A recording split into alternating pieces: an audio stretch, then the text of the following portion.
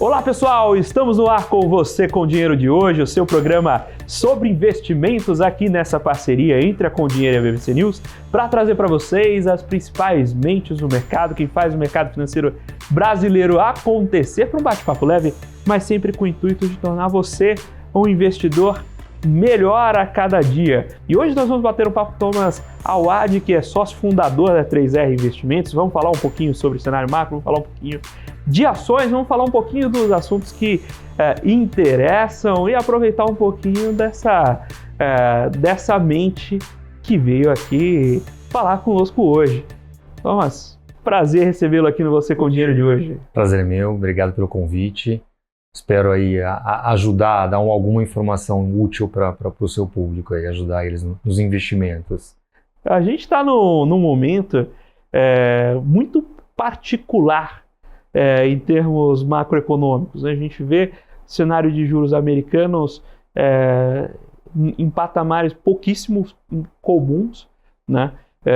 E uma expectativa porque esses juros se reduzam, e essa expectativa nunca se confirma. Me lembra assim a história de Brasil como país do futuro que nunca chega, né? A queda de juros americanos é aquela queda que nunca chega.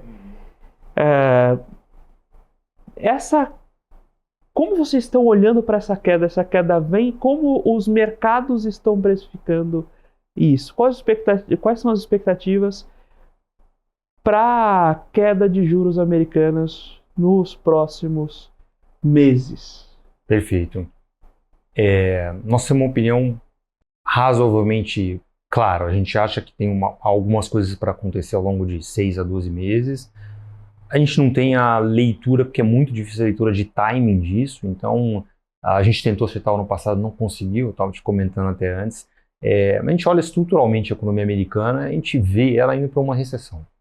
Aliás, os dados desse último mês, últimas 2, 3 semanas do lado de consumo, você já vê isso. Se você lê o comentário dos gestores de empresas voltadas para consumo no mercado americano nos últimos 30 dias, o resultado trimestral, você já vê um discurso, tá difícil, eu preciso dar preço, eu preciso fazer promoção para vender. Várias, Starbucks, McDonald's, você vê, Starbucks tem algumas coisas específicas acontecendo, mas tem uma dificuldade. E a hora que a gente olha estruturalmente a economia americana, o nível de endividamento, tanto das pessoas, o nível da pessoa física lá não está alto, mas a composição está muito ruim, né? Antigamente o grosso do endividamento da pessoa física era o mortgage, né? Hoje já não está dividido. Então tem uma parte que é um endividamento caro ou ruim de qualidade, né? Que é mais comum até no Brasil do que lá, né?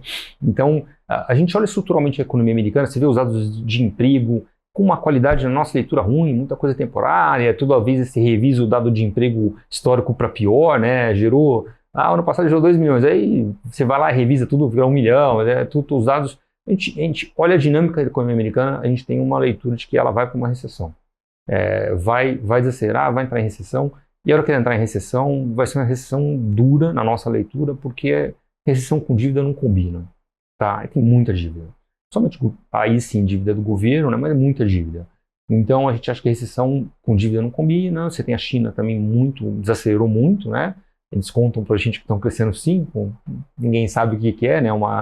Os dados da China são os dados difíceis de você verificar, vamos dizer assim, não sei se verificar a palavra, mas... Então, e aí nesse contexto, o juro vai ceder lá.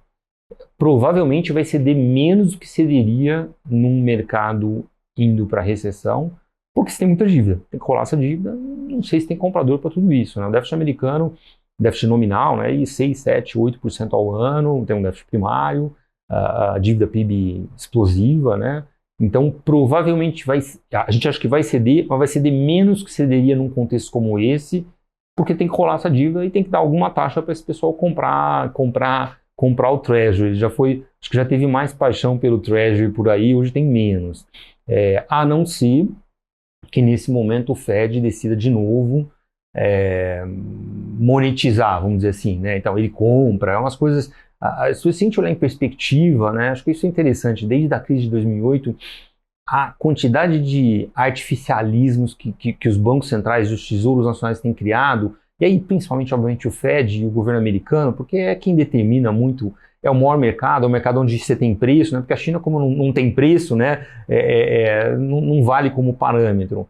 Mas é muito grande, assim, você vê o quanto o Fed carrega da dívida pública americana, é um negócio que, para quem entende e vê economia como economia tradicional, parâmetros tradicionais, isso não funciona, não tem como funcionar, né? Ele está imprimindo dinheiro. Então, mas respondendo a sua pergunta, a gente acha que o mercado americano, a economia americana vai para uma recessão, já está indo para essa recessão. Quando vai ser exatamente? Acho que provavelmente a gente estava discutindo no nosso comitê de investimento na terça-feira, um comitê bem legal, bem feito, eu faço a ata do comitê toda semana. A gente acha que provavelmente o dado de desemprego vai o dado que vai acordar o mercado para o caminho de uma recessão, a hora que esse dado for para, em vez desses 200 mil de hoje, 220, for mais perto de 300, e aí é isso, vai ser um cenário difícil, e que os juros lá, aí tem um lado positivo, que os juros vai ceder, né? O juro vai cair, mas na nossa leitura deve cair menos do que cairia numa economia americana indo para a recessão, porque tem que financiar. Então tem que dar alguma taxa para o comprador tomar esse título. Um pouco do que a gente já sentiu aqui em vários momentos, que em termos de política monetária, você até poderia pensar em reduzir a taxa de juros, só que quando você começa a tentar reduzir, você começa a não ter demanda pelos títulos. E aí peraí, eu vou precisar segurar essa redução, e aí não é mais só uma questão de política monetária, às vezes você vai ter que buscar alternativas, você vai imprimir dinheiro, né? E aí uma coisa é você tampar um déficit, você, está com 30% de dívida PIB, e aí você precisa levar para 28%, fazer isso imprimindo dinheiro. Mas como é que você vai fazer isso com a dívida PIB de 120? Como é que você vai levar isso para níveis confortáveis imprimindo dinheiro? Você vai imprimir um PIB de dinheiro? E tem uma coisa que eu não comentei, que é importante também. A hora que isso acontecer, a hora que desacelera a economia, a arrecadação piora também, né? A arrecadação americana é bem cíclica, né? Bem ligada a consumo. Então, a hora que piora a arrecadação, esse déficit fica pior ainda. E aí, teoricamente, o governo deles, né, tem que anunciar algum ajuste fiscal para reduzir esse déficit primário. O ajuste fiscal é mais recessivo ainda, ele vai produzir recessão.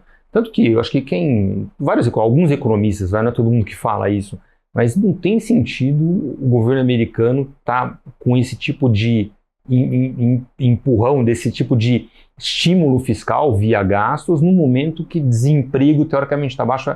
É uma estratégia quase que suicida na nossa leitura, porque não precisava disso, não precisava desse déficit.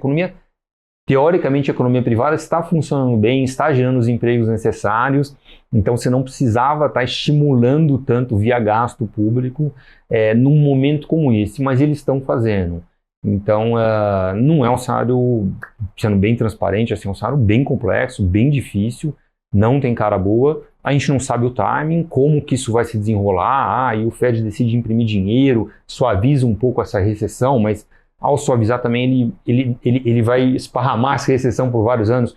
Num mercado normal, como a gente tinha antigamente, você produziu uma recessão forte, fraca, seja lá o parâmetro, rápida, por 1, 2 anos, depois a economia o Schumpeter, né? A economia se reinventava, algumas atividades vão bem, outras vão mal, as empresas que vão mal saem do mercado e a coisa volta a andar, né? De novo, tanto o governo quanto o Fed nos últimos anos estragou esse funcionamento normal, porque não pode ter recessão, então qualquer ameaça vai lá dar estímulo, dar juros, dar tudo.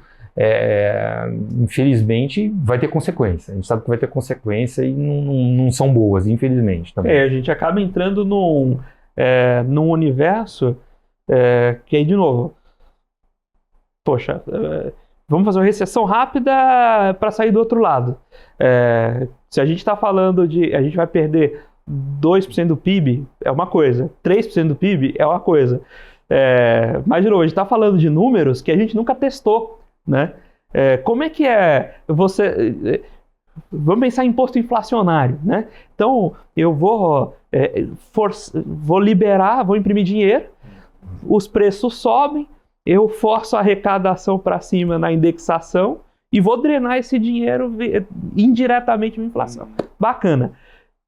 Se eu quisesse fazer isso para aumentar 2, 3 pontos de arrecadação, 3% ao ano de arrecadação, tem um efeito. Mas, de novo, se a gente precisa, no mínimo, tirar de 120% do PIB para 100% do PIB a dívida, qual o tamanho do rombo que a gente vai ter? E será que a gente sabe fazer uma economia chegar do outro lado depois de passar por um solavanco de novo, não é 3%, é 20%, 30% de uma economia? E aí vai todo... o Tesouro Americano, o tamanho da dívida é tão grande que para os outros países, né, para os credores, você pensa, poxa, ok, eu estou vendo que está errado. Se fosse qualquer outro cliente do banco, executa o cara, vamos lá desmontar aquela brincadeira. Só que você vai fazer o quê? Se ele não te pagar, quem vai? Né? É o cliente que ele é um cliente que é 50% da carteira de crédito de todo mundo. Vou te falar de uma outra maneira, essa mesma coisa que você está falando, talvez você não saiba. O Stuhlberg falava uma coisa bem interessante, ele deixou de falar isso, eu acompanho o que ele fala, e ele falava, alguma hora o mundo vai ter que fazer um grande plano Collor. Porque, ele é muito interessante, olha o Japão, lá, tem poupança 250 a 300 do PIB, tem dívida 300 do PIB. Tem que fazer um conto de contas, na verdade. Então, aí vai um pouco para esse caminho que você está falando, a dívida americana é grande, mas você tem do outro lado gente que tem ativo, né? Claramente, e aí é uma coisa também meio fora de consenso, a minha sensação, assim, o mundo, e principalmente o pessoal de cima da pirâmide, vive numa sensação de riqueza que não é real. Porque eles acham que aqueles ativos são só deles e que essa dívida do governo não é deles, eles não têm nada a ver com isso, não vão ser eles que vão pagar. O problema é que tem uma dívida aqui que é impagável e só tem uma pessoa para pagar, é quem tem ativo. Porque 90% da população não tem ativo nenhum, não tem poupança, tem muito pouco, é a realidade do mundo isso. Então, no fundo, lá em alguma hora tem que ter esse encontro de conta, essa dívida quem pagar, mas esse cara tem um ativo aqui, então tem que, seja via imposto inflacionário, tem que ter esse encontro de contas. Como que... Eu tô falando que é uma coisa super teórica, eu sei disso, tá? É uma coisa que não sei quando acontece, demora muito tempo, mas isso é uma coisa também que, quando a gente olha o nosso cenário aqui, e aí foi um pouco da 3E, dos portfólios, e não vou entrar neles agora, mas a gente tem clara sensação, ou não é só sensação, né, olhando os dados e os números, que o mundo vive numa sensação de riqueza que não é real, que ela é inflada por um monte de dívida que está do lado de lá. E que todo mundo acha que não é dele, né? Essa dívida não é minha, não tem nada a ver com isso, mas as pessoas vão... alguém tem que pagar isso aqui. Seja via imposto direto. Então a gente pode ver na economia americana, a partir da eleição, não estou dizendo que vai acontecer, a gente não sabe, depende da composição da Câmara e do Senado lá, aumento de imposto para as empresas. Pode ver. E aí você tem impacto em lucro por ação. Tem que ter. Alguém tem que pagar essa conta. Tem um monte de caminho que essa conta pode chegar. Mas o que eu vejo com alguma clareza estruturalmente, a médio e longo prazo, de novo, eu não sei quando é que vai ser verificado, que tem que acontecer esse encontro de contas, porque essa dívida é impagável, está num tamanho gigante, e quem vai pagar é quem tem ativo, de algum jeito, imposto inflacionário. Obviamente que o governo americano não vai fazer como o Collor, chama lá uma renegociação, travar a poupança, ele falava isso como uma maneira de expressar, né?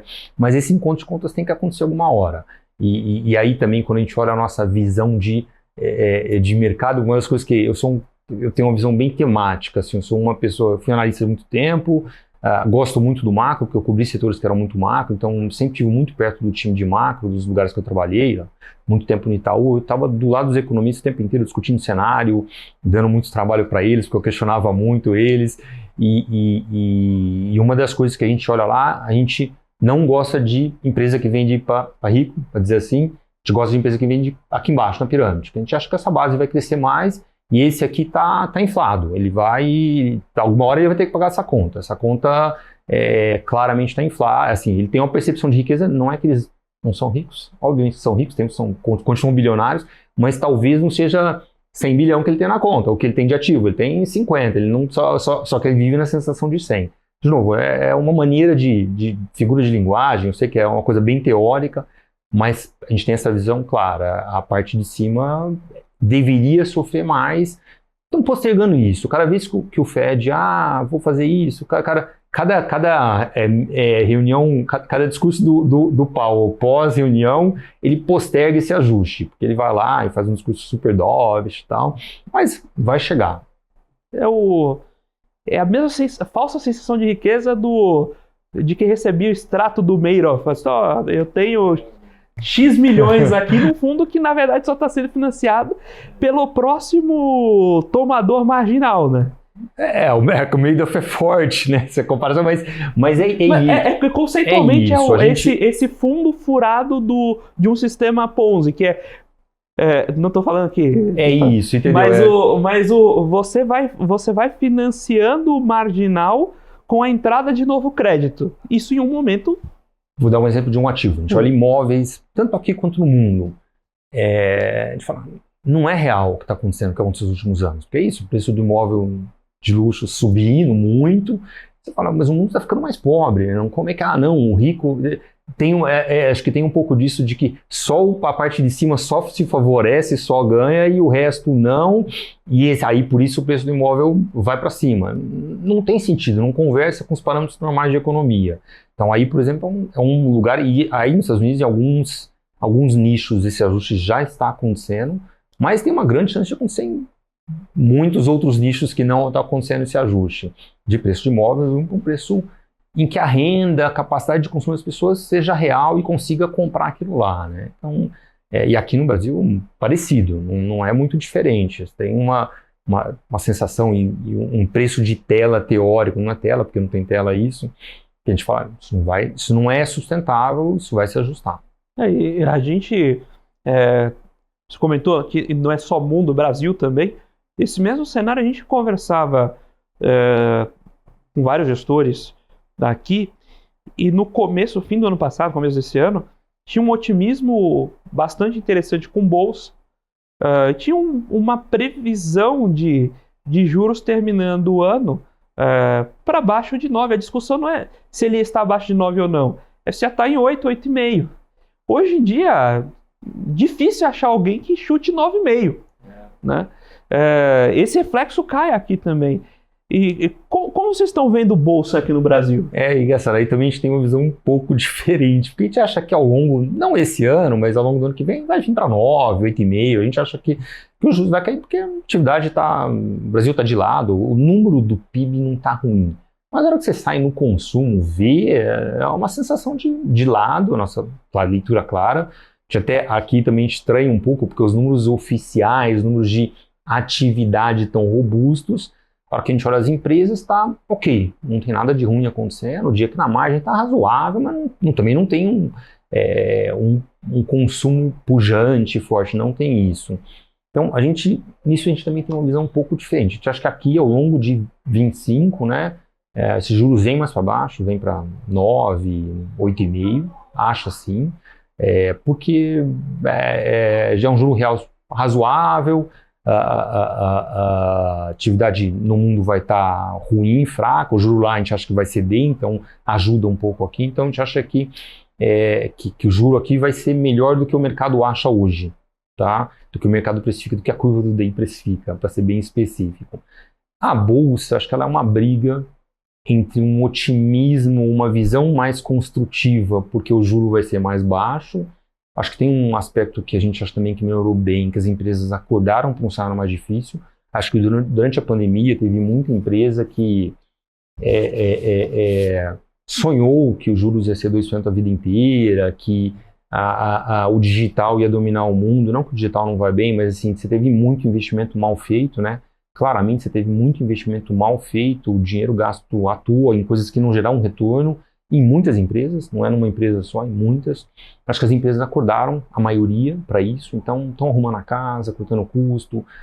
Exemplos anedóticos, o Carrefour vai lá, fecha as lojas que não dão resultado, faz um dever de casa, os outros varejistas de consumo bem durável, Via Varejo, etc., Casa Bahia agora de novo, né? Também tentando arrumar a casa, renegociar a dívida. Então acho que tem se é um lado bom dos juros, provavelmente vai ser mais baixo. Tem um lado também bom que as empresas, na maioria, não são todas, mas estão arrumando a casa, se preparando para um cenário mais difícil.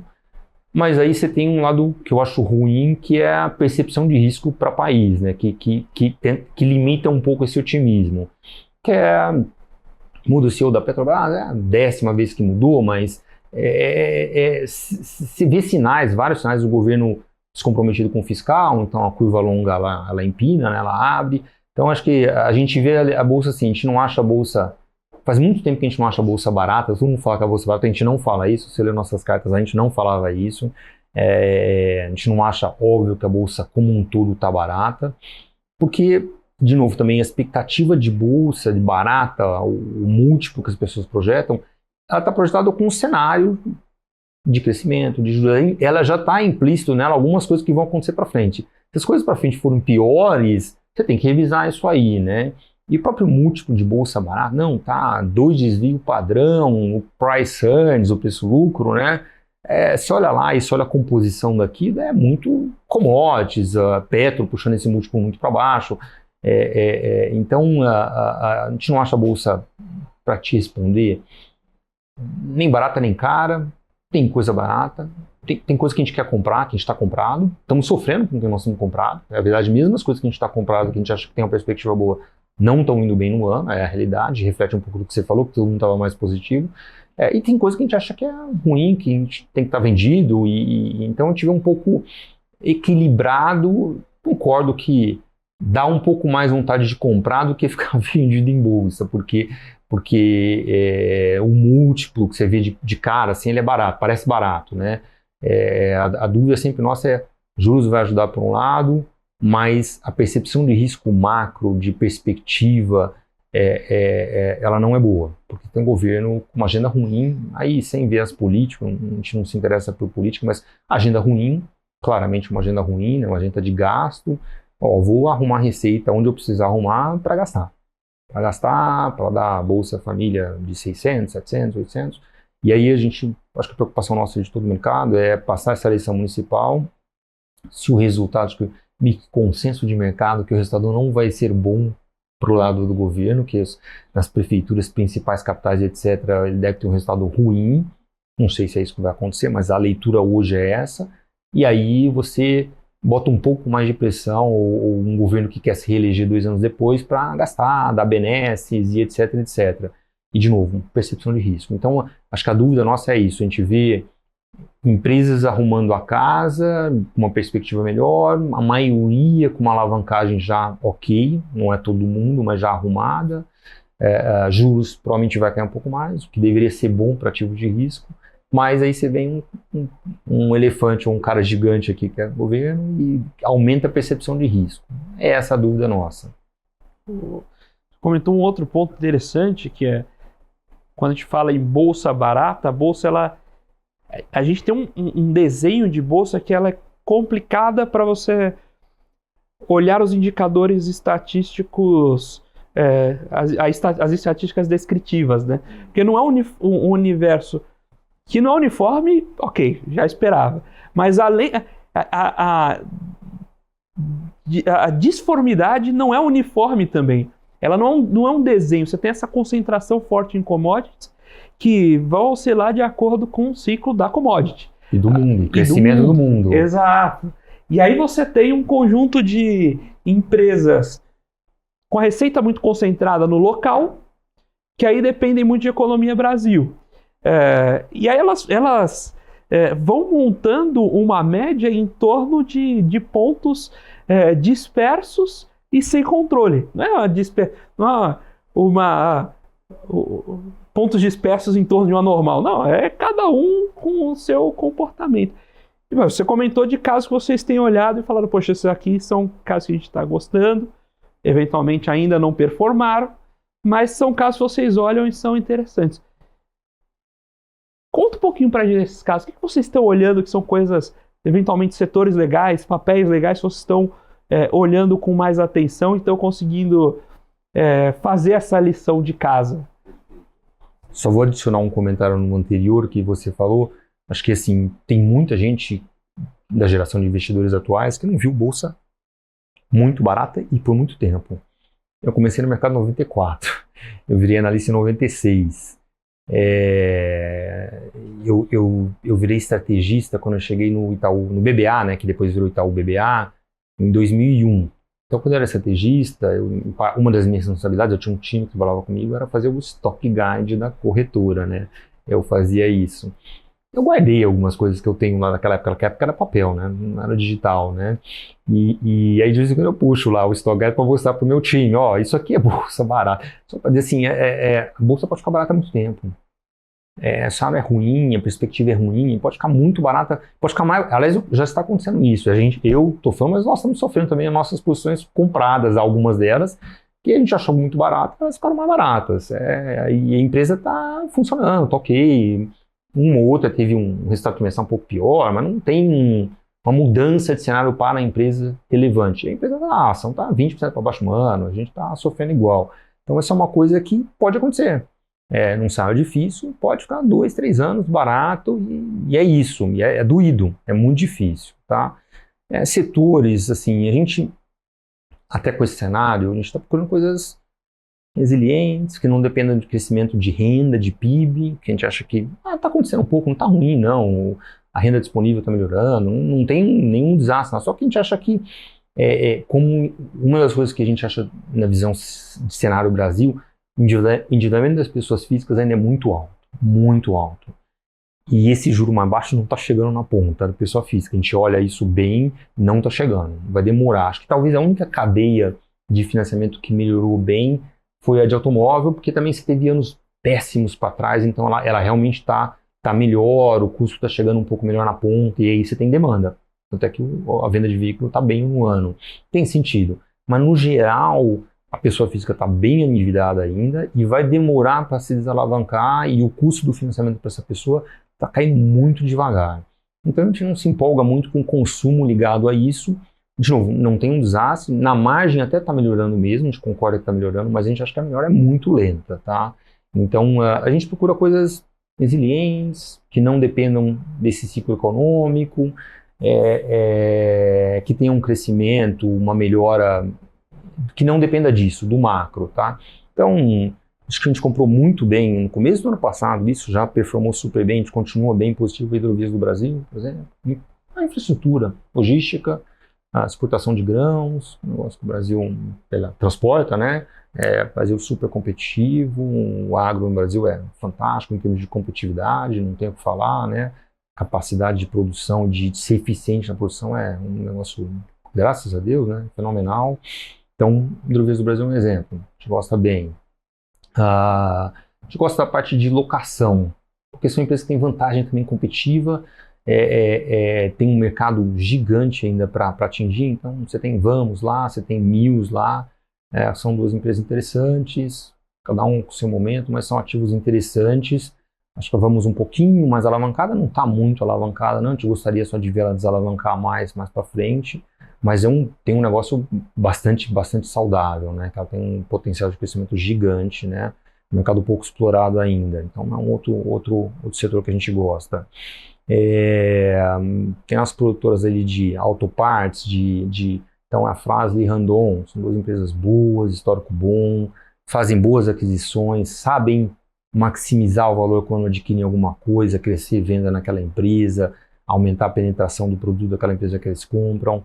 Empresas disciplinadas em termos de estrutura de capital, então são também casos que a gente gosta.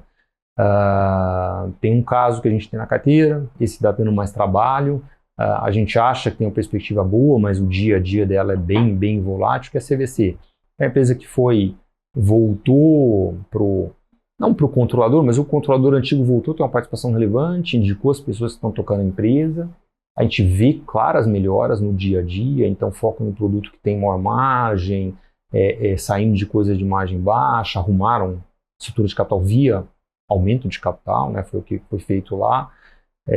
Então acho que tem uma perspectiva boa, sim, está bem posicionada no setor, mas eu diria que é o nosso caso mais complexo, tem ainda um pouco de dívida, mais do que a gente acha que é um negócio para não ter dívida e fez muito aumento de capital, melhorou muito a estrutura de capital, mas ainda não solucionou de uma vez isso. Então, mas é uma empresa que a gente tem. No Radix, né, que é o Long Long, a gente tem também a Neo Energia, a TIR altíssima, empresa bem posicionada, sofreu lá atrás um pouco por movimentos que foram ou mal comunicados ou mal feitos, né, em relação a tomar ativo com taxa de retorno que não era tão atraente no momento que o mercado não queria tanto, mas case sólido, TIR muito boa.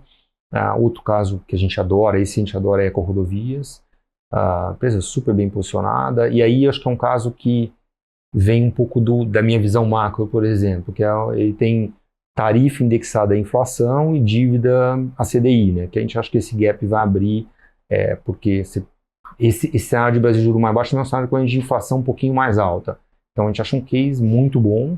É uma empresa que tem alguma alavancagem, sim, e tem um capex para fazer nos próximos anos bem alto, mas é um capex que gera EBITDA, né? O risco de receita é relativamente baixo, né? É um negócio bem recorrente, né?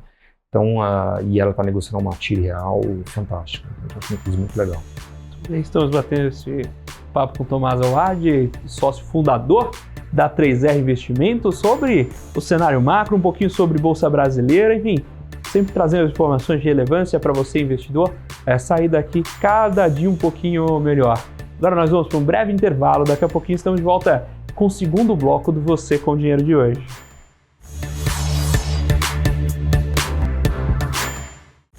Olá pessoal, estamos de volta aqui para o segundo bloco do Você com Dinheiro de hoje, batendo um papo com o Tomás Awad, sócio fundador da 3R Investimentos, falando um pouco de cenário macro, sobre esses novos problemas, essa nova forma, esses indicadores, termômetros eventualmente quebrados que a gente está vivendo, um cenário bastante particular hoje, e um pouquinho de bolsa também. A gente terminou o último bloco falando de alguns setores, alguns cases. E aí você comentou de setores mais resilientes fossem menos sensíveis à demanda Brasil, ou menos sensíveis a macro, né, como commodities, juros. E você comentou de alguns pontos de infraestrutura, tanto rodoviária quanto hidrovias. E eu queria puxar um pouco desse assunto, porque a gente tem um déficit de investimento de infraestrutura no Brasil que é carregado de longa data. Tem espaço para a gente começar a investir em infraestrutura, dado esse arroxo fiscal que a gente já vive? Sempre tem. Concessão, setor privado, bons projetos, taxa correta, sempre tem. O setor privado tem disposição, tem que ter uma percepção de risco do país também, que as regras funcionam, né? Coisa que a gente não falou, eu falei a questão que a bolsa é barata, não barata. Não, olha, o juro vai ajudar, as empresas estão melhorando, mas tem um macro.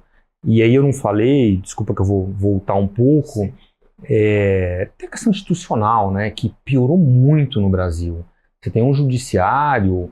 Outro dia eu estava assistindo uma live também de um outro gestor, muito bom, aliás, um cara que já esteve no governo bastante tempo, e ele falou, a lei melhorou, mas a interpretação da lei, o juiz piorou muito, né?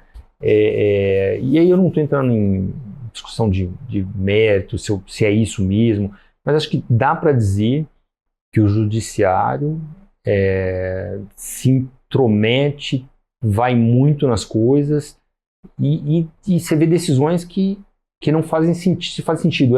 Decide uma coisa, 2 anos depois decide outra, aí todo mundo judicializa tudo, né? O Congresso decide uma coisa, vai ao governo, vai para o Supremo, e aí o Supremo às vezes parece ter uma agenda, sei lá, se política, algum alinhamento, não dá para entender muito, mas assim, quando você olha, a gente fala muito isso, falava nossas cartas do ano passado, tá? Não é de agora, não, bem, você tem um risco institucional maior. Por que eu também lembrei disso? Porque em concessão, obviamente, isso pesa, né? O cara vai fazer um projeto, que ele vai construir uma rodovia, que 5 bi de investimento, estou dando um exemplo aleatório. Ele vai ficar 4, 3 anos construindo, para depois começar a receita, e chega alguém lá, não, mas a tarifa não pode ir por inflação. Acho que o rodovia, a gente pode dizer, assim, fora aqueles casos do Paraná, lá de muito tempo atrás, no geral funcionou bem, se respeitou. A verdade é que muitas das concessões em São Paulo, o governo de São Paulo, que sempre foi fiel, sempre foi bem disciplinado em respeitar as regras e fazer a coisa funcionar. Mas, respondendo a sua pergunta, acho que o setor privado tem disposição, tem capacidade, tem que ter projeto bom. O que a gente sempre, acho que no Brasil, teve dificuldade é de fazer bons projetos, não tem um preparo, a gente não tem uma estrutura que cria projetos bons, bem estruturados, bem pensados, com a aprovação. Tem faz o projeto, mas não está aprovado, aí o privado tem que ir lá conseguir aprovação, IBAMAs e etc. da vida, aí não consegue, ou demora muito. O Brasil nunca foi bem... Mas chega com o projeto pronto. Você está mais perto do órgão do que eu. Isso, eu não estou aqui para ensinar, mas assim, a gente olha o que acontece no mundo, olha o que acontece no Brasil, e vê que aqui é um negócio, infelizmente, né, é feito para não funcionar, né? Lá fora é feito para funcionar, né? Então, mas, de novo, voltando a responder a sua pergunta, o setor privado é saudável, tem disposição, acho que teria acesso a capital para fazer isso, se precisasse. Precisa ter bons projetos e com tarifa, com taxa correta, com remuneração correta. A avenida não é uma avenida, na verdade, esse talvez seja o mar azul ali. É só a gente olhar o que é a nossa infraestrutura comparada com o mundo, né? Olha o que aconteceu na China em 10, 15, 20 anos. Lá provavelmente você está indo para o outro lado, né? Tem um excesso. Até uma das coisas que a gente olha hoje é que eles estão compensando o problema no imobiliário com infraestrutura, mas eu olho daqui, né? Guardar as minhas limitações, eu estou aqui sentado na Vila Olímpia, né? A gente sabe disso, mas fala, cara, será que tem tanta infraestrutura para fazer ainda que vai conseguir ser remunerada, né? Essa é uma pergunta, mas no Brasil com certeza tem muita coisa, com certeza. É questão de isso, projeto e remuneração. Agora você comentou um ponto importante da relação entre poderes, estabilidade institucional. A gente, dentre outros países em desenvolvimento, aos trancos e barrancos, a despeito dos discursos, sempre manteve um bom equilíbrio, historicamente falando, né? Uma coisa que eu ouvi uma provocação em algum momento, me lembro muito de estava num evento de lançamento de livro do Samidana, e eu lembro que ele falava que muitas vezes ele comentava alguns assuntos para evitar deixar aquele espaço para outros que podiam comentar pior. E aí, nesse caso, o que eu já ouvi também é que o judiciário começou a entrar muito em assuntos e por N circunstâncias o legislativo evitava legislar em alguns assuntos e foi abrindo o vácuo para também puxar o judiciário, né? E aí agora você começa a ter se reocupar o espaço passa a ser difícil. É isso, você tem toda a razão. Eu, de novo, comecei em 94, virei analista em 96. Até 15 anos, você não sabia quem eram os ministros supremos, né? Assim, você mal sabia. Exato. Né? É isso. Então, de novo, nós estamos repetindo aqui o que é mas acho que o importante, isso tem consequências. Acho que uma coisa que o mercado, às vezes, eu vejo, leio o que muita gente fala, escreve, muita gente que vem em podcast, acho que as pessoas menosprezam, acho que isso não vai fazer preço. Eu lembro muito ano passado, eu estava lá, não, você que se distraiu com o mercado. O gringo apertou um botão em novembro, dezembro, comprou bolsa que nem maluco, né? Porque o Treasury caiu. Tá vendo? Você que olhou o noise político, estava errado, né? Deu espaço para isso. Não é noise político, tem uma questão institucional que faz preço a médio e longo prazo. Eu não tenho dúvida disso. Faz preço na curva de juros, faz preço em tudo. E chega na ponta das empresas. Obviamente que pode ser mais, pode ser menos, depende do momento da economia, mas faz preço. E esse institucional ficou muito ruim. Acho que talvez até agora parou de piorar, porque tá difícil piorar mais. Tá tão ruim, né? De novo, acho que você comentou, o Supremo deveria ser para julgar o que é constitucional e o que não é constitucional. Não, eles julgam tudo.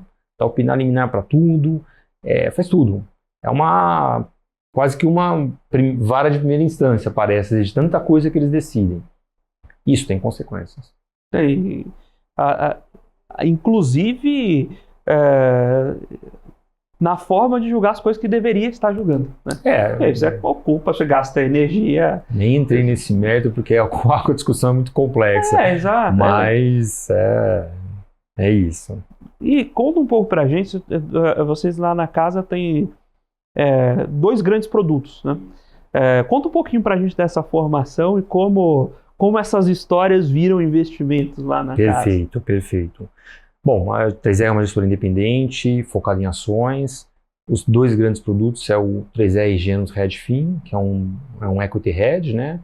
que gera muito, ou grande parte, 90% do retorno dele em ações. Pode ser long and short, né? Comprado e vendido, pode ser direcional, as duas coisas.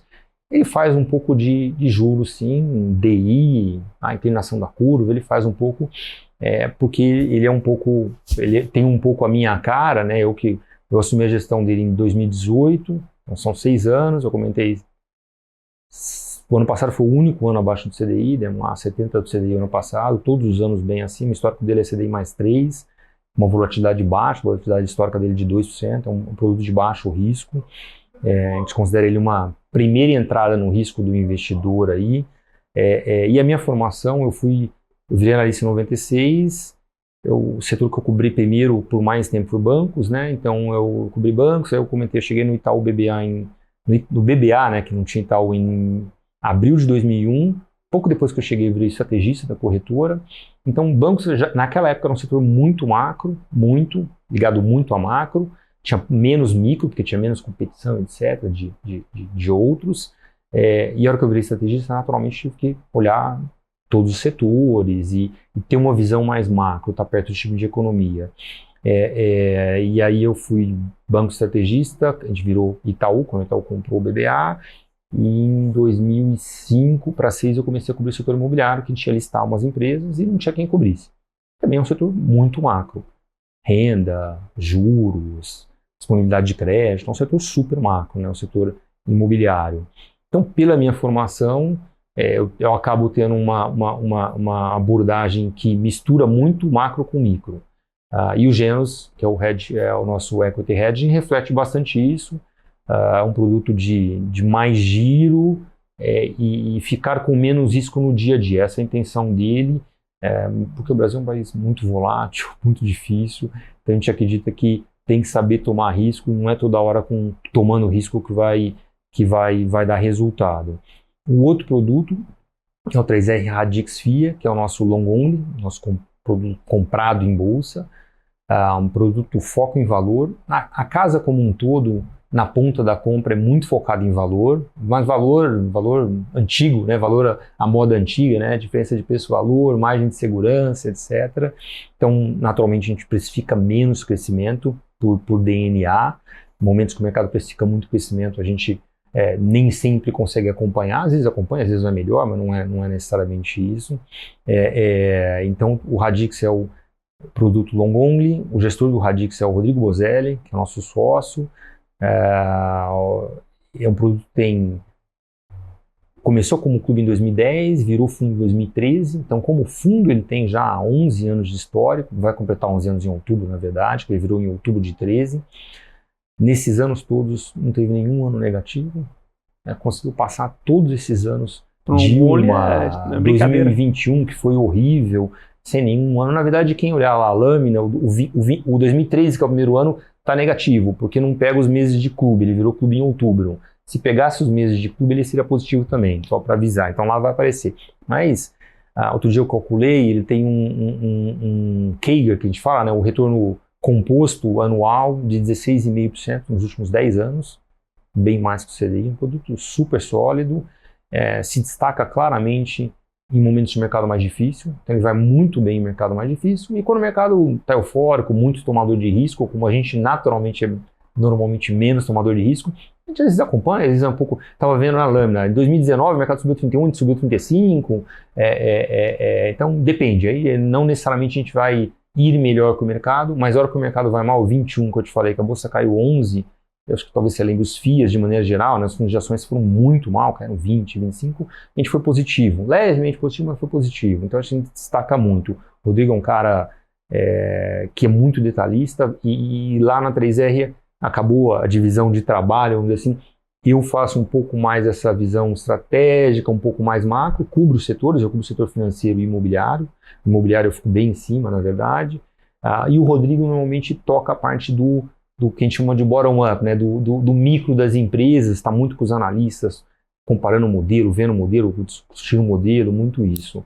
É uma casa que acredita muito em processo, porque a minha formação é essa, né? Eu comecei a 3R em 2012 com 13, minha formação é Itaú, então comitês de investimento, os fóruns de decisão importantes são os comitês de investimento, A gente faz uma ata muito bem feita, eu faço a ata do comitê, a gente acredita bastante em processo, tem um DNA de não ser super tomadora de risco, que tem ajudado, e outro DNA nosso é de não ter riscos individuais muito grandes. Então, o FIA, por exemplo, que o Rodrigo faz a gestão, tem lá de 10 a 15 posições, normalmente ele roda com 10 a 12, mas nenhuma posição gigante. Posições grandes lá são 10, 11, 12, é bem distribuído o tipo de risco que ele toma. Não tem uma posição que é 15, 20%, que antigamente alguns fundos de ações tinham, ou talvez até alguns hoje tenham a mesma coisa. A gente não faz isso. Com 30% em um papel. Isso, Ele então, tomava alavancado, ficava com exposição 60% do PL no papel. O DNA nosso claramente é um DNA de menos risco. Acho que também é um DNA de, como a gente olha, eu olho com bastante cuidado esse macro, né? A gente olha o macro e fala, é um cenário para risco ou não risco? Por exemplo, desde 2019, por incrível que pareça, são 5 anos, eu tenho tido uma leitura, não é um cenário para risco. Um pouco do que a gente falou antes, os bancos centrais fazendo muita coisa errada, estimulando demais, muito dinheiro aí voando de graça, vamos dizer assim. A gente fala, essa conta chega uma hora, tá? Óbvio que nesse meio de caminho teve momentos que a gente sofreu um pouco, natural, mas no geral tem funcionado. A gente tem conseguido proteger bem o capital e dar uma remuneração adequada para o risco. Então esse é o DNA da empresa. Acho que eu te falei tudo que a gente olha de empresa também é uma coisa muito interessante. Pelo menos 4 mãos. Então, Hidrovias do Brasil, o Felipe, que é o analista, junto com o Rodrigo, no final eu me envolvi junto, então éramos 6 mãos ali olhando Hidrovias do Brasil, eu me envolvi, fui visitar junto com eles a empresa, conversar com o CEO e etc. Muito do que a gente faz tudo é 4 ou 6 mãos, tem um envolvimento de time muito importante, até para tentar minimizar erros. Óbvio que a gente também erra, né? A gente faz coisa que dá errado, natural, mas a gente acho que conseguiu ao longo do tempo também minimizar isto e evitar os grandes buracos, vamos dizer assim. Mas perdemos dinheiro também com ações que a gente comprou, que deu errado, faz parte. É o ponto da diversificação, composição de carteiras, de você não ter um buraco que estoura a barra de direção do seu carro. Total, né? Passar por buraco no Brasil é inevitável. É isso. Mas você precisa conseguir medir o buraco e você consegue chegar do outro lado. É isso mesmo. Faz muita diferença. Poxa, Thomas, foi um excelente papo. Vou precisar depois pedir outro papo para a gente falar especificamente de construção, que eu pretendia puxar esse assunto, mas a gente foi naturalmente passando pelos cenários macros, que eu achei um tema interessantíssimo e você conduz muito bem, mas agora vou ter que te chamar para uma próxima, a gente falar só de construção de algumas questões mais específicas setoriais, mas eu queria que você também ficasse à vontade para deixar quem quiser acompanhar a 3R, quem quiser visitar o site de vocês, eventualmente redes sociais, eventualmente investir nos fundos de vocês, por onde pode encontrar o espaço é seu. Bom, obrigado pela abertura, pelo interesse, estou à disposição para conversar. Adoro o setor de incorporação e de imobiliário de maneira geral, um setor que eu olho desde 2005, 2006, então vai bater 20 anos. Provavelmente como analista são os caras que há mais tempo olha há muito tempo, já vimos vários ciclos e adoramos o setor, fazemos muita coisa nos fundos, comprado, vendido, historicamente é um setor que gerou bastante alfa para a gente continua gostando muito, aí eu que cubro, estou à disposição. Quem quiser encontrar, por favor, o site é 3r-invest.com.br, vai achar lá os caminhos, estamos em praticamente todas as plataformas, então também é fácil acessar a gente via as plataformas de investimento. O Instagram da 3R também, 3R Investimentos, você vai achar fácil. Acho que tem bastante informação, as cartas estão no nosso site, as cartas dizem, acho que a gente tenta fazer uma carta simples, curta, não uma carta longa, uma carta de 2, 3 páginas, mas a gente realmente fala o que a gente pensa, tipo isso, a gente acha que vai entrar numa recessão. A gente não sabe o tempo, mas vai ser, e vai ser dura. Então acho que as cartas são interessantes e ajudam a passar um pouco da nossa visão. Normalmente a gente não comenta aqui com você, eu comentei de papéis individuais, na carta a gente não fala, a gente prefere evitar falar de papéis individuais, mesmo porque nós somos gestores, a gente vai mudar de posição, vai mudar de ideia, e aí não dá para ficar mostrando isso, falando toda hora. É isso, estamos à disposição, tem os canais no site também de contato com a gente está à disposição para atender quem precisar. Obrigado. Maravilha, Thomas, muito obrigado a 3R Investimentos por ceder aqui a participação do Thomas e muito obrigado a você, investidor, telespectador da BMC News, profissional de mercado, pela sua companhia, pela sua audiência. O Você com Dinheiro vai ao ar de segunda a sexta, sempre aqui no mesmo horário, para trazer para vocês principais mentes do mercado, quem faz o mercado financeiro brasileiro acontecer, para um bate-papo leve, mas sempre com o intuito de tornar o investidor melhor a cada dia. Se você quiser saber um pouco mais sobre a Com Dinheiro, como ela pode ajudar a você e ao seu negócio, visite www.comdinheiro.com.br e pode mandar para a gente sua dúvida, sua sugestão, seu feedback em contato@comdinheiro.com.br. O Você com Dinheiro de hoje vai ficando por aqui e até a próxima!